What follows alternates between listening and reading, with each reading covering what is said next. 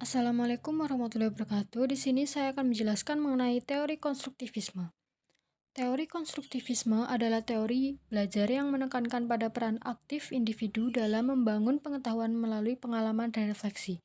Teori ini juga menekankan pentingnya interaksi sosial dan lingkungan dalam proses pembelajaran. Tujuan dari teori konstruktivisme adalah yang pertama, merangsang berpikir inovatif. Yang kedua, mampu meningkatkan pengetahuan. Yang ketiga, menemukan hal-hal yang diinginkan. Dan yang keempat, mengembangkan keterampilan sosial. Dan yang terakhir, memperhatikan konteks dan lingkungan. Beberapa tokoh yang terkait dengan teori konstruktivisme antara lain adalah Jan Piaget dan Lev Vygotsky. Piaget mengemukakan pendapatnya dalam konstruktivisme kognitif, di mana dalam belajar siswa harus membangun sendiri pengetahuannya karena proses belajar datang dari dalam individu sendiri. Sementara itu, Vygotsky mengemukakan konstruktivisme sosial, di mana perkembangan pembelajaran anak dipengaruhi oleh lingkungan sosial yang berhubungan dengan budaya. Selanjutnya, kelebihan dari teori konstruktivisme. Kelebihannya yang pertama adalah memberi kesempatan mengutarakan pendapat.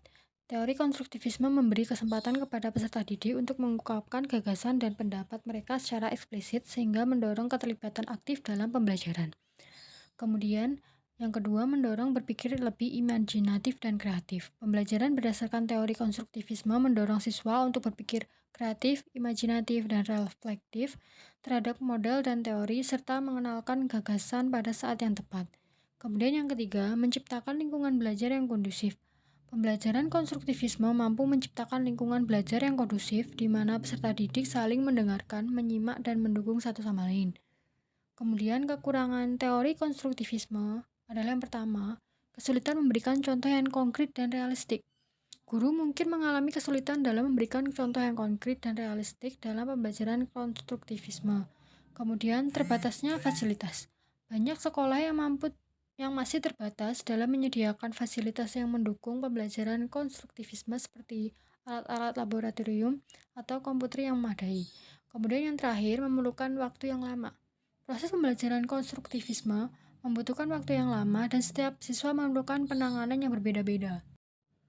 Teori konstruktivisme juga memiliki implikasi dalam pembelajaran, seperti penyajian kurikulum dari keseluruhan mencoba ke bagian-bagian, penghargaan terhadap pemunculan pertanyaan dan ide-ide peserta didik, serta penggunaan sumber-sumber data primer dan manipulasi bahan dalam kegiatan kurikuler. Dalam konteks pendidikan, teori konstruktivisme menekankan pentingnya peran guru sebagai fasilitator pembelajaran yang membantu siswa membangun pengetahuan sendiri melalui pengalaman dan refleksi. Sekian penjelasan dari saya, kurang lebihnya mohon maaf dan terima kasih sudah mendengarkan.